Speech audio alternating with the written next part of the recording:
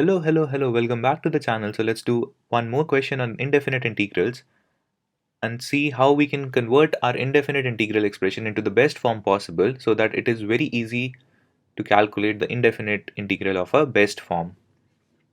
So in this case, you see that we have to calculate the integral of 3 sine x cos x. We know that we can take the 3 out in this case, so the 3 constant doesn't matter. The only thing that matters in this case is that we have to calculate the indefinite integral of basically sine x cos x. And whenever you have this expression, when you have sine x and cos x together, there are two very easy ways to solve this question. One is to use substitution in order to solve these type of questions, which we'll cover in the next videos. But the second approach is to convert our indefinite integral into the best form possible that we are already doing in the last videos as well. So now, based on this indefinite integral, I know that there is nothing much I can do with sine x cos x together, but there is one thing that I can do. If I manage to convert this expression into something like sine x, cos x, or even secant square x, it would be very easy for me to calculate the indefinite integral of a combination of these type of functions rather than solving this, right? And we know from the property of sine functions that sine 2x is 2 sine x cos x that we already covered in our previous classes. This is the property that we already covered in our previous classes, right? So we can use this property in order to simplify our expression which has sine x cos x and convert our sine x cos x into sine 2x, and we already know that it's very easy to calculate the indefinite integral of sine of something, right? It's just minus cos of something that you have into the sine function plus the constant of integration. So let's do that. And now based on this result, we can see that sine x cos x is sine 2x upon 2, right? So now using this result, let's evaluate this indefinite integral. So let me write the indefinite integral again. The indefinite integral is 3 sine x cos x dx, and based on the result we know that sine x cos x is sine 2x by 2. So if I convert this one, it would be 3 times sine 2x by 2 dx, right?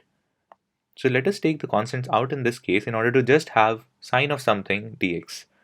So if we take the constants out, it would be 3 by 2 times sine 2x dx. That's it, right?